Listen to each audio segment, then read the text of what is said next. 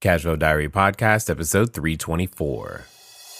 Welcome to yet another exciting episode of the Cashflow Diary Podcast, the podcast that teaches you insider tips, tactics, and strategies for creating leverage streams of cash flow into your life. Learn from top-performing entrepreneurs, business owners, investors, and thought leaders from across the globe as they share their secrets to success. Like what you learn on this and other Cashflow Diary podcast episodes? Go to learninvestingnow.com and sign up to receive powerful tips and information that will help you succeed as an entrepreneur and investor. Now, here's your host, investor, entrepreneur, business owner, educator, speaker, author, and master facilitator of Robert Kiyosaki's cash flow game, Jay Massey. All right, ladies and gentlemen, welcome to another episode of the Cashflow Diary Podcast. I'm your host, Jay Massey, and I'm glad that you're here today simply because sometimes you guys say things to me, and I think today's guest is going to completely obliterate this particular excuse. You guys know that we're here to help you build your cash flow, start that business, and make things happen. But occasionally, we'll get an email or one of you says something to me like, "Hey, Jay, I'm too young to get started. Nobody's going to take me seriously. Why on earth would an investor give me money?" Well, I have a feeling that today's guest is going to help you with all of that thought process and more, simply because, well, he's done that, been there, and more importantly, he's doing some amazing things. What's interesting about him is that he's won a number of awards. Right now, we're going to talk about the Forbes 30 under 30, but at the same time, he's got a new book. He's raised over $32 million. That's a lot of money for business. And he's started something that I think is going to inspire all of you to get up, get out there, and make something happen. Help me welcome Brian Wong. Brian, you there? I'm here. Thanks for having me on board. I'm glad that you are taking the time to be here. So what I'm going to do, Brian, is that we have a standard question I tend to ask everybody the first time that they are here. Are you ready? Sure. So I tend to look at today's entrepreneurs a lot like yesterday's superheroes.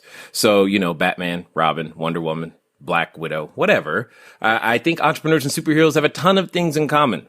Chief among them, occasionally we get dressed up and use our special skills and abilities to service our customers in various ways. Also, like a superhero, an entrepreneur starts somewhere. Superheroes start somewhere. Meaning, before Spider-Man was out there, he was just Peter Parker, right? He was just taking photos, doing his thing. And then one day he discovers he's got this ability from wherever it comes from, and then he goes out there to actually use it. My question to you is that in the same way as the superhero begins their origin story, before all of the awards, before your new book, the cheat code, before being able to start your company, before the VCs, before all the stuff that you've done, who is Brian Wong? Yeah, I was born in Vancouver, Canada, which is a very beautiful town. Most people know it for its natural beauty, but kind of a sleepy town. It's comfortable. You can ski, and play tennis and golf in like the same day. It's just like a great outdoors town. I was a little annoying kid that played a lot of video games. I was very loud. I played a lot of Counter-Strike. Nice. Got called out in class for being the loudest one all the time. And I also played ice hockey growing up. Very cliche for being Canadian. I was going to say, that's kind of normal, right? It's normal. I mean, because Vancouver rains a lot. So you kind of have to pick an indoor sport. And it's either going to be basketball, which I'm not 6 feet, so it's not going to happen. Or hockey, which naturally I'm not even that buff either, but I was able to compete because I was quite agile and quick. So that's the sport I played growing up. Things started to really, it was gradual, sort of the growth, I guess, as a person. It started actually in grade 1. My teacher thought that I was spending more time teaching other kids in class than listening. And instead of getting mad at that, she said, "Oh, this is probably an indicator that you're gifted." An alternative term for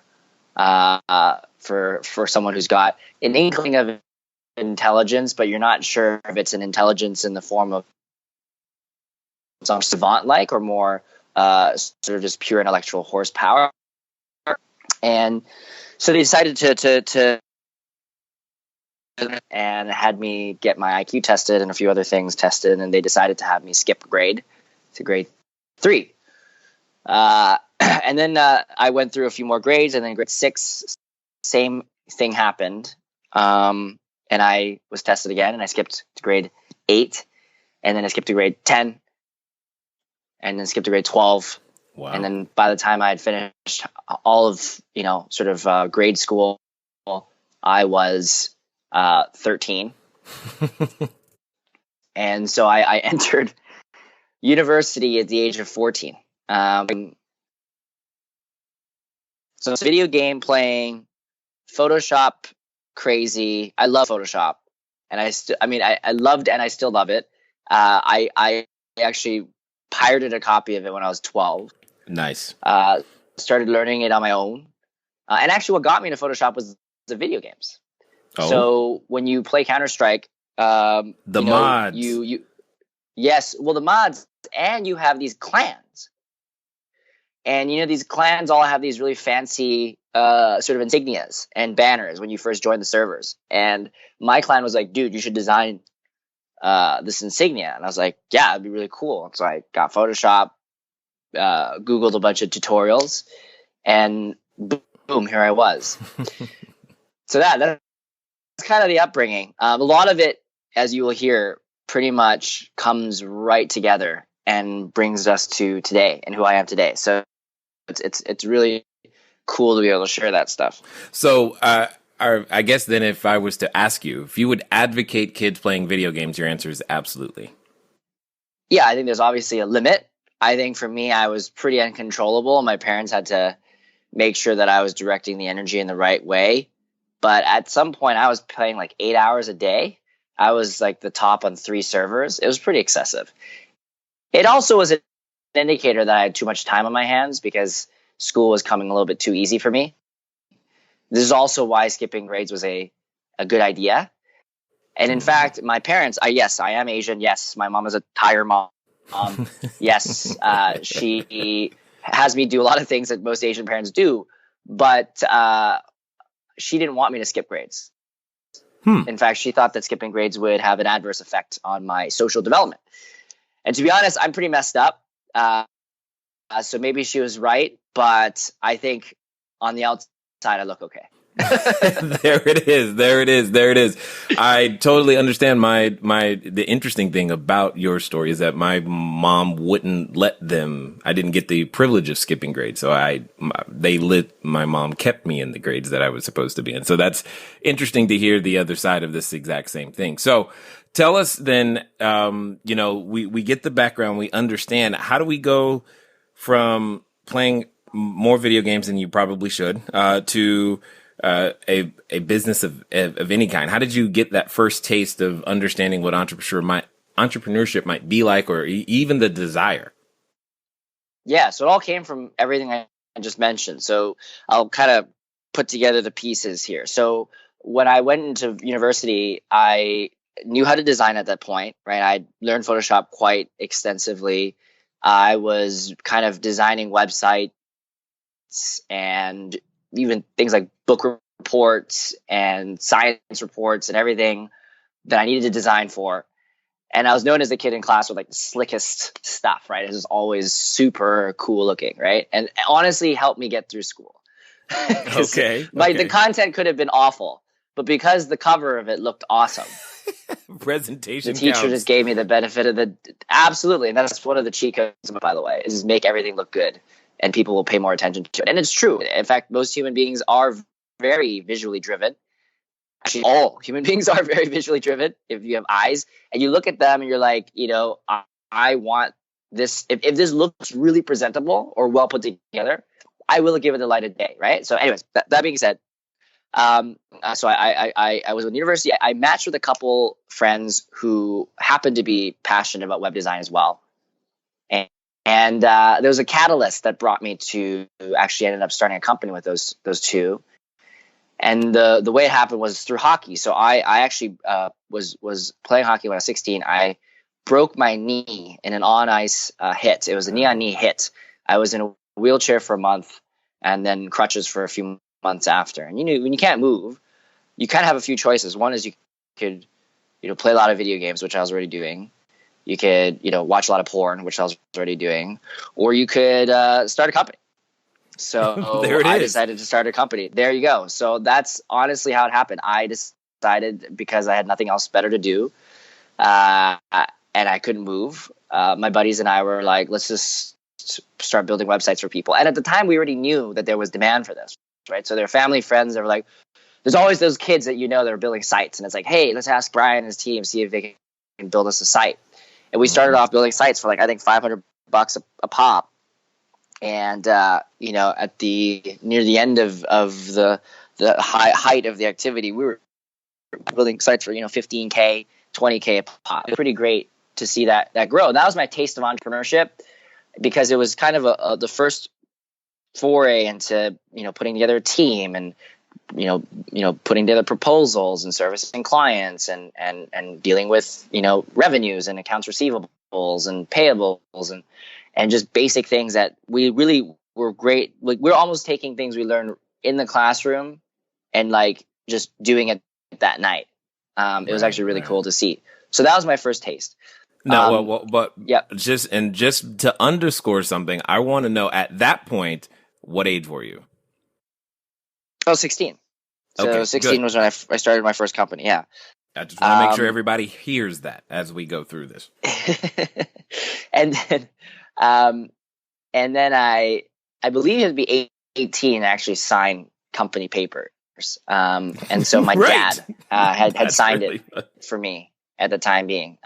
He helped us incorporate. And it was very convenient. My dad was also happened to be an accountant, had his own accounting firm. So a lot of that was he was also very instrumental in just helping give me the basics. And he was pretty good at maintaining a distance, right? Not being like, you have to do all the things you have to do. He kind of let us figure it out, which is really great. And I appreciate him for that. So I studied business as my undergrad. So I did marketing as my major, which, by the way, just to address all of the misconceptions about marketing, it is an awesome thing to study at university, right? I think in business school, you have a lot of folks that seem to discount marketing. They think it's like, anyone can do it. And it's true, but anyone can do finance. Anyone can do accounting. Anyone can do real estate. It's great. But marketing, I think, was a great place for me to sort of address my creativity. Because as you remember, I had design in my background. So I really loved the visual component and the communications component of marketing, and then tie it to some core business principles, and all of a sudden you have this really good combination. So I did that, and then I graduated so I have in my background. So this is also the other thing that people don't really realize sometimes is I didn't do any engineering, but I learned how to do front-end development on my own. So I learned a bit of CSS and HTML and design. So kind of all of a sudden I had this sort of a builder toolkit, which is another cheat code, by the way. So I'm littering all these cheat codes along the way. The builder toolkit basically means you have to have some type of skill. You just studying business and being good at talking about business is useless. You need to have something that allows you to actually create something, right? You could be even being really good at writing. It could be really good at designing. It could be really good at coding. It could be really good at just something that allows you to produce. Because if you don't produce, you're just talking head and you can't start anything. Ultimately, when you're starting a company, you have to produce something from scratch, right? So, regularly you need to have that ability to do it. And if you rely on everyone else, hey, here's what I think the design should look like, can you design it for me? That doesn't work really early on. So anyways, fast forward to 2009 is when I graduated. The economy was pretty bad, if you recall. And one of the things that I realized was I needed to get out of Vancouver. Not that I didn't like Canada, it's just that it wasn't the best environment for my interest, right? So if I wanted to be mining or forestry, and those want to be in mining and forestry. Like Vancouver's a great hub to be in. And I was like, I obviously loved tech because at the time I had already kind of had my taste of, building sites, and obviously through BBSs and forums, I had interacted with people all over the world, and had figured out that tech was the thing that I wanted to do. And Silicon Valley is this, fairy tale land that you hear about. If you've never visited, there's no idea. Like I had never been to California up until that point. And mind you, at that point I was 18. I'd never been. My foundations were really family. We didn't come from a privileged background, and so the most economical vacation was to go on a camping trip. So going to California wasn't something we had done. So I decided to take all the money I'd saved and decided to go around and travel a bit. So I took a bit of a half gap year. I went to San Francisco, LA, New York, Chicago. I emailed people as I could find. These are all cold emails. I had no idea who these people were half the time. They had no idea who I was. I knew who they were. Sorry. And I guessed their email addresses, and it was a numbers game. A bunch of people responded. One of them happened to be this guy, Kevin Rose, who started Dig. As you may recall, Dig was pretty hot at the time. It was kind of nearing the end, but it was still very hot. And I meet up and tell them about this tool that I had created called Follow Formation that happened to be built on projects as a data set, which was WeFollow, which was this thing that categorized Twitter users by category. And so he introduced me to their head of business development, and then I met up with them for breakfast in San Francisco one day. One thing led to another, and they decided, hey, you should come down and work at Dig. So I got a job at Dig in 2009. I didn't start working until January of 2010 because the visa took that long. In January, I moved down to San Francisco, and I started working at Dig. Now, 5 months later, in May, Dig hit a bit of a snag. Google had changed the algorithm, and Dig lost 16% of its traffic. All of a sudden, they needed to make a very tough decision to cut some staff. And yes, I was at the age of 19 and 5 months into a job. So it wasn't exactly the most ideal situation as well, because my visa. So you can imagine how, all of a sudden, kid packs up and leaves home. He's like, got a big job in the big city. And 5 months later, it's like, oh, no more job. So I was like, screw this, right? I'm going to find another business development job. I started looking around. And at the time, I was also doing a bit of traveling, and I came up with the idea for Kiip. So that's the company I run today. And Kiip was a very simple idea. I looked at people on their phones. They were playing games. And there are these really annoying ads.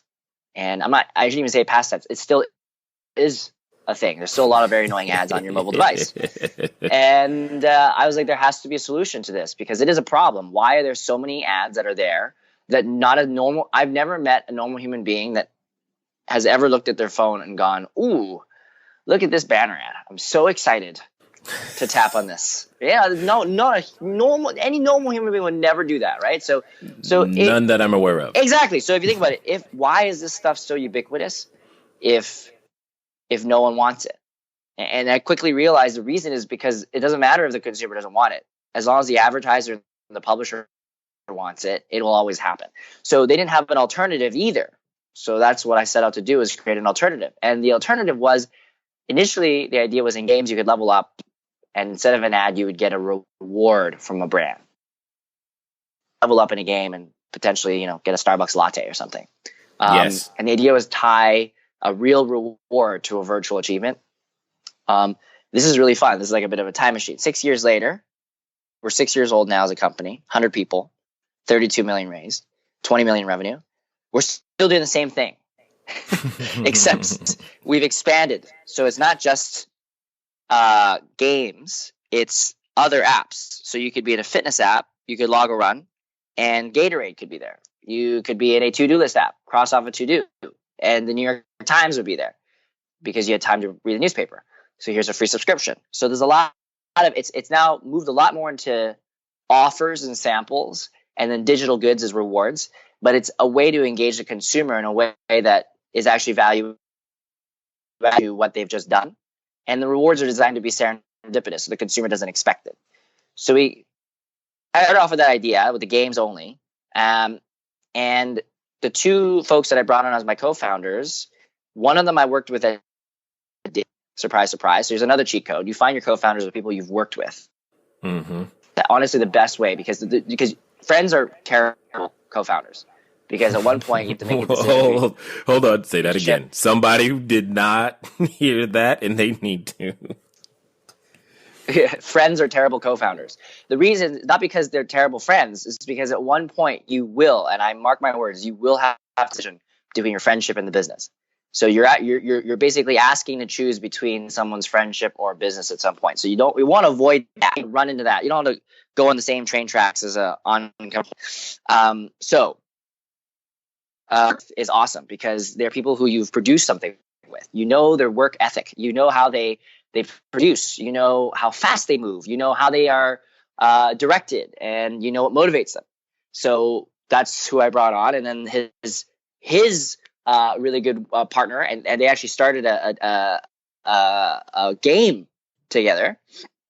Ended up being my other co-founder. So three of us started this thing, and we built a prototype. It was a really awful one. It was probably the least functional prototype you could possibly imagine. It was the game that they built, and I designed a terrible version of what a reward game, and they smacked it together in Xcode in like a day. Use this to start pitching. So we went around, and one of them was this VC called True Ventures, who, as you may know, have funded folks like MakerBot and Fitbit, full of pretty well-known startups. And basically a week later, they said, we're interested in investing. I'll invest $300,000, which at the time at 19, I'm like, I'll take it because that's the most money that I've ever seen in my life. And at the time I had like $5,000 in my bank account, and my rent was like, $1,500 a month. So it's like, you can do the math. It's like, okay, let's take it. So we did, and we started building the company. The rest is, I guess, kind of history. Nice. Now, with all of that being the case, because I just want to make sure that I point out a couple of things and that we talk about them. Because chief among one of the things that you said was your prototype was not the best. And I find that interesting because there's a number of would-be entrepreneurs listening right now who are trying to get things perfect before they start. I would love to hear your thought process on that. One of the most important things that you can do, that I can do, that we can do as entrepreneurs is, start. And often it's starting before you're ready. I know you think, but I don't know this yet, Jay, and I don't have this, and this resource is missing. And okay, that's fine. You never have it all together. It doesn't happen. It's kind of like having kids. You're not really ready for it until you just have to realize it's time to adapt or die. What am I trying to say to you today? I am saying, go, please, do your business. Start. It's not going to get any easier by waiting and delaying. If you want some insight on how moving at the speed of instruction, and more importantly, going with the strength you have, or dare I say, starting before you're ready, what that can look like for you, feel free to pick up a copy of my book, Cashflow Diary, 10 Steps to Creating Wealth in Any Economy. Go to cashflowdiary.com/free book. Again, cashflowdiary.com/free book. Pick it up, then read it. And for those of you who like the audio books of things, If you do that same thing, put your name and email address, you get a special offer on the audiobook. Again, cashflowdiary.com/free book. We'll get you taken care of. Now, let's get back to the rest of the interview. I mean, we've heard this so many times, though. If you're not, if you're not showing out as your prototype, you've probably waited too long. You kind of want to push things out early and quickly, because you never know, the type of feedback you're going to get. You in your head might imagine the Taj Mahal, but you can't, invest all that time and energy into making it absolutely perfect so early, because it will change. It will change. And it's okay. It's expected for things to be a bit rough around the edges. In fact, when you look at even early investors, and I'm talking about the investment route, I mean, there's other folks I'm sure that are listening that want to bootstrap, and that's okay. Like, it's totally fine. Either way is fine. It depends on the business you're running now. Go into this for hours, but brief on this is your investors are trying to believe in you, believe in your team, believe in your perseverance and your ability to follow through. It's not necessarily the first thing you showed them. Absolutely, and that's really what I was hoping you would say, because I found that to be very, very true. Now, you have distilled a lot of your experiences, because you've had a number of them, and we would say at a relatively young age. I've started this particular episode by mentioning the fact that one of the questions that I know I get, especially when someone's looking to start in real estate, oddly enough, is, "Hey Jay, I can't get I don't think investors are going to take me seriously because I'm too young." I would love to know if that was a thought that was ever in your mind, but more importantly, what would you say to that person who has that thought process? Address it head on. Your youth is actually your advantage right now.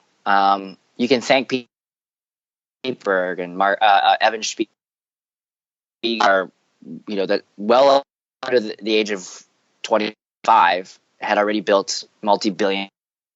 Is basically what I'm saying. In the past, it's easy to just off the age piece, because you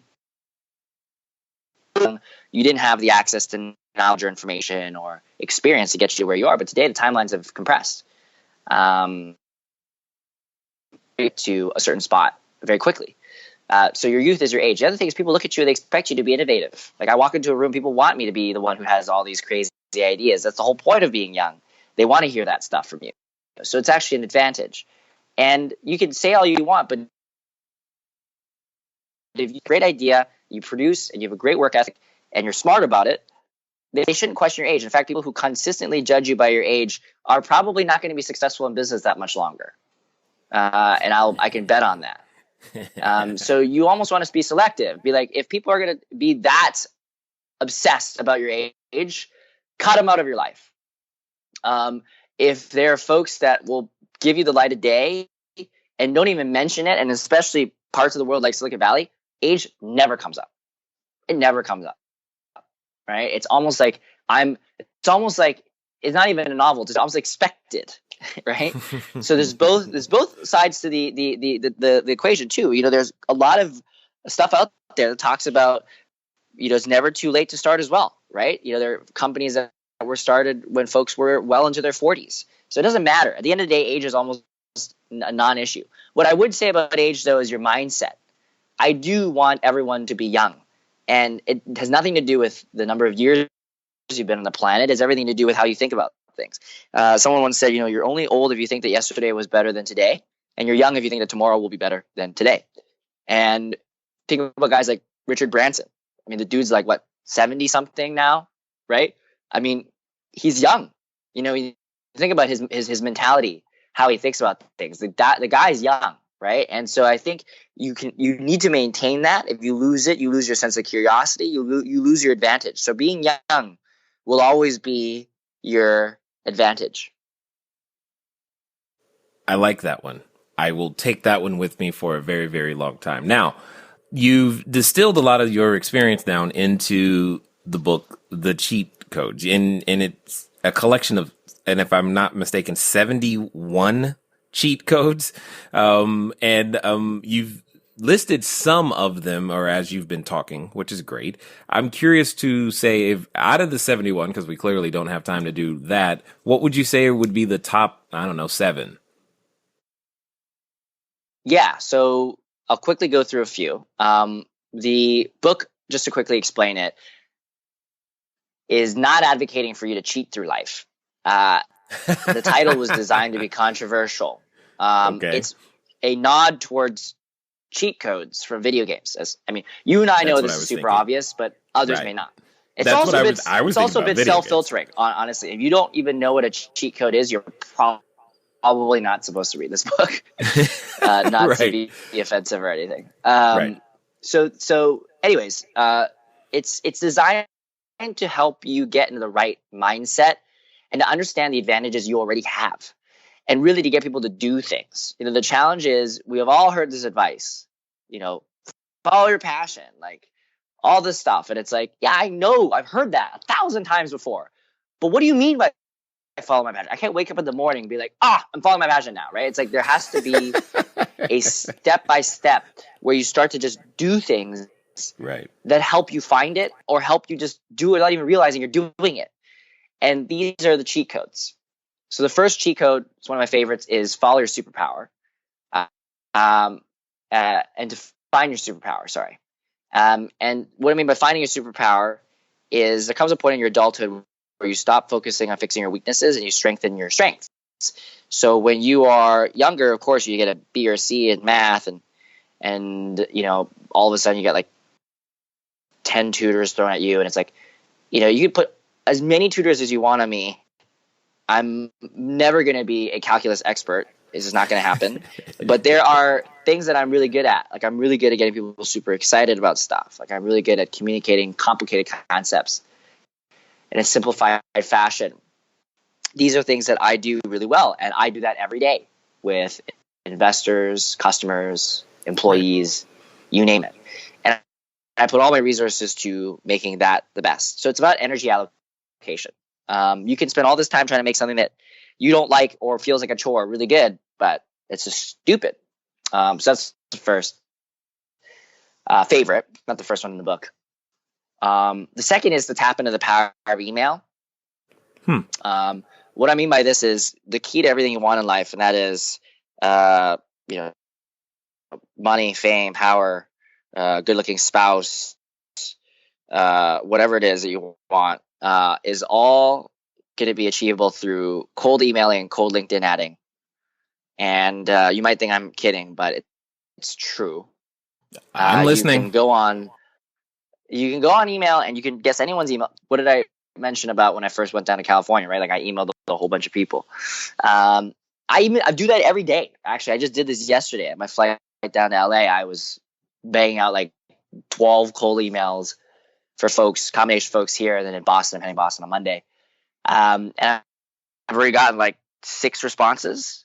I think my response rate is a little higher these days for other reasons, but in the early days, you'll get, maybe 1 out of 10. And you want to tell them that you want to learn from them and that you want to help them. Both things are critical. And helping them could come in the form of many things. Like, I think your mobile strategy needs a lot of work. And most of the time, these people already know this. They know they need help, but they may not have the person who's plugged in enough, i.e. you, being a young person, you are very plugged in, to help them with it. Or even give them some thoughts. And you have no idea how open-minded these folks are. Usually these very senior VP, SVP, C-level executives built their careers on being really, really good listeners and really nice people. It's true.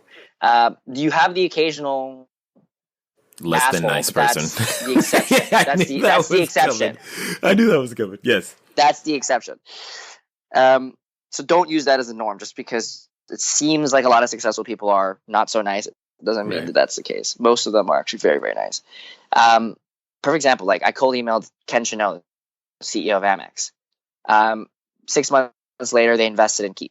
I told them we needed to help them with their mobile rewards strategy. Membership rewards has not really done much in mobile. It's just the same thing. The opportunity to change the dynamic. We worked on a project with them. It's been great, but is like the nicest dude, super nice. Will give you the time of day if he's not on his jet, and just really, really great to see that type of stuff happen. Anyway, so cold email, I digress. Cold LinkedIn adding is like Tinder for business. You just find people, just add them. Now, I don't recommend you spam people that are irrelevant to you. You want to add people that you can add value to as well, and then you go from there. And if people accept your request, they've looked at your profile, they probably want to talk to you, and that's great. It's like Tinder. They match, they swipe right on you. Obviously, she wants to talk to you, so it's great. So just take that to your advantage. So that's the second cheat code, is tap into the power of email. Okay. The third is to never learn the rules. What I mean by that is not exactly not knowing the rules at all. It's more being selectively unaware of those rules. And I'll give you an example. So take poker.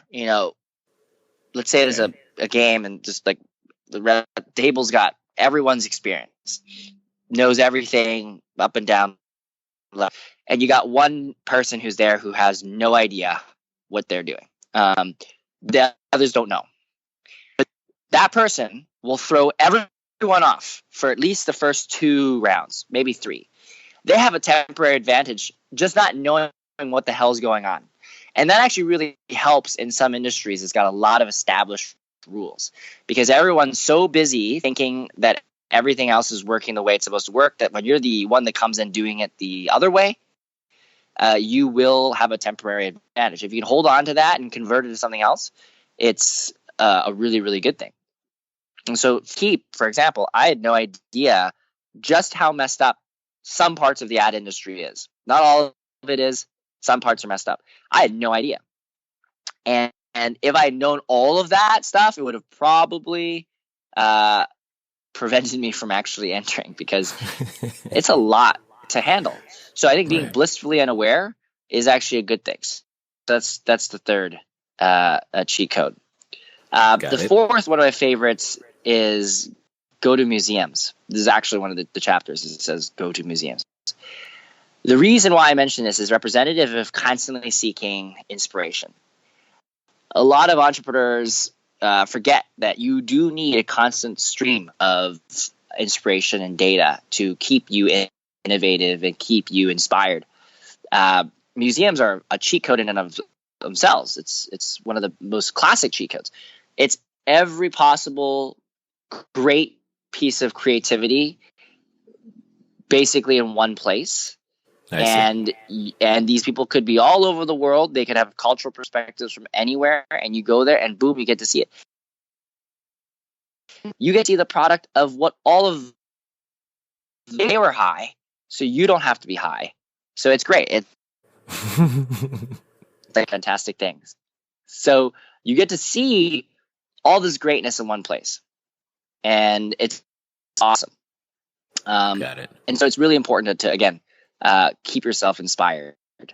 So there's a lot. I could go on. No. I got it. I just wanted to get an idea of some of the things that you were, you were that were in the book, because some of the ones there, when you were talking, I was like, yeah, I've done that, or I didn't do that, or there's some others. And, I just like the idea. Well, I like the idea of cheat codes because I like video games more than I should.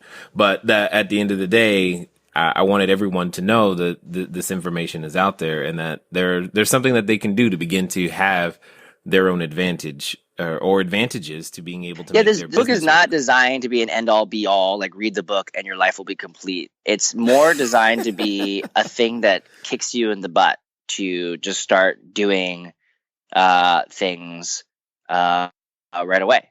And that is critical for an entrepreneur. You can't get caught in a pattern of inaction. It's much more dangerous when you're too busy having coffee meetings to ask people if what your idea is great, versus just building it and pushing it out to potential customers, or actually having something to show for it. Indeed. Just go out there and sell it. Love it. Now, let me ask you this question. Many people who have been listening this far probably want to find out more, probably even want to pick up the book. What's going to be the best way for them to find out what you guys are up to at Kiip, or find out what you're up to, or get a copy of the book? Well, it's just at thecheatcode.com, or sorry, thecheatcodebook.com. And for me, you can find me on all social media. I'm pretty active on at Brian_Wong, Instagram at Brian and Wong. And then you can find me on LinkedIn as well. So don't be afraid to add it. No doubt. Now, as we wind down, I got a question for you, because I think I know, I want to hear what your answer is going to be, because I think it's going to be interesting.